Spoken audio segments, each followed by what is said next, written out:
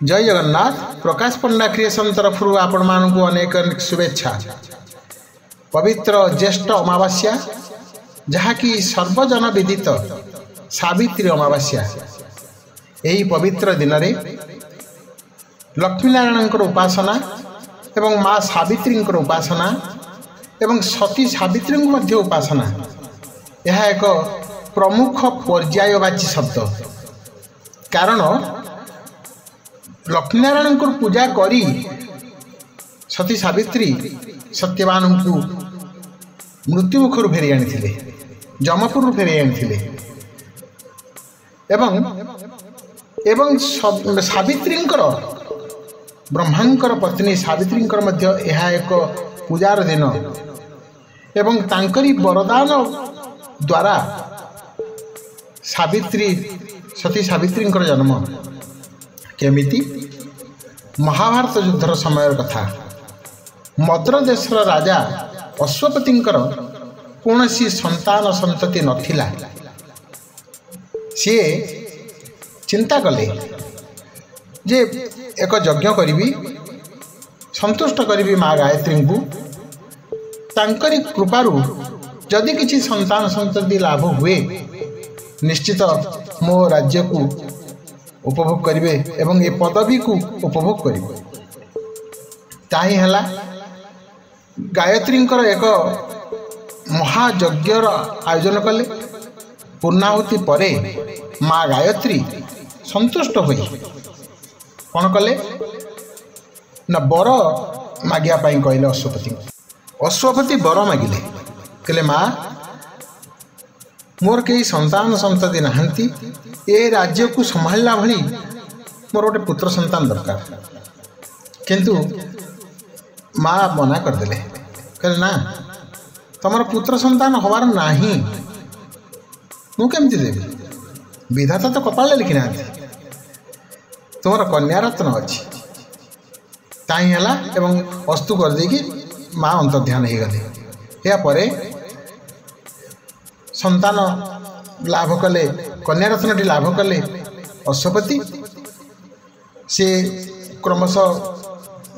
युवती अवस्था को आसिले। एमती एकदा दिने जंगल को जाइछन्ति तांकर सहचरी मानक सहित भ्रमणार्थे। देखिले एक सुंदर युवक जे कि पितामाता फल नौचंती, समिध किसी संग्रह कर नौचंती। देखिदे वार्तालाप है से जानिले ये होचंती सालुआ देशर राजा द्युमत सेनंकर एवं शैव्यांकर गर्भरु जात होइतिबा सालुआ देश राजांकर औरसर एवं शैव्यांकर गर्भरु जात होइतिबा सत्यवान नामक युवक एवं जड़े पितृभक्त पितृमातृभक्त। कारण तांकर पिता अंध थिले, दृष्टिबाधित थिले एवं राज्य को हरई देथिले। कपट छल राज्य पड़ जाता। तेणु तांकर व्यवहार संतुष्ट होई, तांकर रूपर दर्शन संतुष्ट होई सावित्री कौन कले तांको सहित तांको भल पाइले एवं घरे मध्य कहिले, राजा को आसिक उआस कहले। कहया परे राजा राजी हेले एवं सत्यवान पिता मध्य राजी हेले। उभय भीतर राजी होइछा परे विवाह हला। विवाह हवा पूर्व कथा मुझे कहीदे, जिते बड़े भल पाइले सत्यवान को सावित्री, नारद से समय उपस्थित हेले। आसी कहले आउ अच्छा माँ सावित्री जहाँ को तांको बापा मध्य गायत्री बोली डाकती। सावित्री को कहले कहले अच्छा ठीक अच्छी, तमें भल पाइल मना ना, किंतु जानिछ ये युवक आयुष मात्र 1 वर्ष आउ नाही। ये कथा आज लेखि रख जे युवक ये युवक आयुष होची मात्र 1 वर्ष। तथापि भी जेहेतु ये महाशक्ति मन मन स्थिर करछन्ति पति रूपे वर्ण करेंगे, तेणुक सी कौन कले ना भल पाई माने ही विवाह करेंगे। कले विवाह करिया परे मन रखिछन्ति देवर्षि नारद मते एक कथा कहिछन्ति। तेणु जो दिन तांकर मृत्यु होवार समय थिला ता 3 दिन पूर्वर से व्रत आचरण कर लक्ष्मी नारायण उपासना कर जो दिन मृत्यु समय आगत प्राय से ही दिन तांका सहित सी जंगल को मध्य गले समिध आने फल किसी आने जानी आज मोर स्वामी मृत्यु दिन एमती किछि नहीं हठात से समिध संग्रह करू करू फल संग्रह करू करू देह कौन है असुस्थता लगिला एवं सावित्री कोल सी शयन कले मुंड रखी शयन कले जमदूत मैंने आसी पहुँची गले प्राण नापी किंतु सावित्री जेहेतु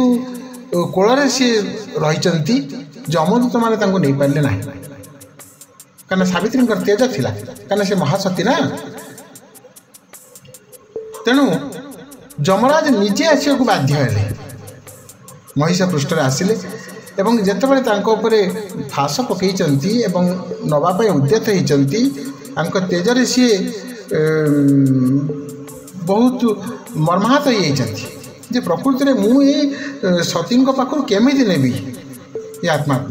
तथापि बहु अनुरोध क्रमे आत्मा को नहीं कहीं सी होती सबू जीवंकर देवता ना नवाक आत्मार सी नहीं जीवार शोक को नवाक ही नियम विधि व्यवस्था अच्छी तेणु कौन कले जितेबाला सी नहीं सावित्री पछे पछे चलिले एवं जमपुर जा पहुँची गले सी आश्चर्य हेले अरे मर्त्यपुर स्वर्ग को आसबार ये तो अमरपुर ये जगह को आसवा केवल देवता मानकर ही अच्छी जदि कौन सी आत्मा आसे एठो फेरे ना तार निर्धारित विधि व्यवस्था कथा सरला परे ताकू मृत्यु पठा जाई पारे तेणु गोटे देहधारी मनुष्य केमती आसो जमी नचिकेता आसते से भाई तथापि सावित्री जिदी जे मो स्वामी को तमें छाड़ी दियो कौन सी कथा को काटी पारे ना किए तपस्या एवं अनुरोध को काटी पारे ना जम क्या महासती जो काटी न पारी कहले हाँ ठीक अच्छे तमें कि वर मागुच माग आंक व्यक्ति रखे ये आत्मा जापर ना तुम आउ जा वर मागुच माग ठीक अच्छे मुझे मागुच कौन ना प्रथम वर मागिले मो ससुर को आखि दिंतु तथास्तु जब तथास्तु करदे द्वितीय वर मागिले कौन ना मो पिता को एक पुत्र संतान दिंतु अस्तु करदे कहले तृतीय वर मागुच कौन माग कहले मत शतपुत्र जननी करंतु तथास्तु करदे जापार ना कौन करेंगे अरे सत्यवान नहांती सावित्री संतान संतति हम केमी क्या सी तो महासती माने नाचार जम नाचार जमदेव पूरा नाचार हो गले कौन करी मु तो अस्तु कर देछि मु जहाँ तो कहीदी हो जाए बाध्य कि आत्मा को पुणी फेरेले मृत्यु को तेणु यही उपाख्यान मध्य यही ज्येष्ठ अमावास्या पठन करा जाए लक्ष्मी नारायण को व्रत पालन करा जाए एवं समस्ते व्रत पालन करने परे स्वामी मानकर आयु वृद्धि पाई भगवान को प्रार्थना निवेदन कला परे अपराह्न रे धुआ मुग विभिन्न फल नड़िया कदली आंब ताल विभिन्न जंगल जातीय फल सहित मुग एवं शर्करा व्यवहार करी उपवास को पालन करती एवं भगवान पादरे निज मनोनिवेश करते तेणु यह एक सुंदर व्रत ये व्रत सर्वजन विदित हिंदू प्राय समस्त सद्भारमणि ये व्रत पालन करती जहाँ शक्ति अनुजाई भक्तिटा बड़ कथा ये धनर आवश्यक बेसी बड़ ना भक्तिर आवश्यक बेसी नहेले लक्ष्मीनारायण संतुष्ट हेबेनि माँ सावित्री मध्य संतुष्ट हेबेनि वरदान करेनि तेणु भक्ति ही एकांत काम्य आज एतिकी जय जगन्नाथ।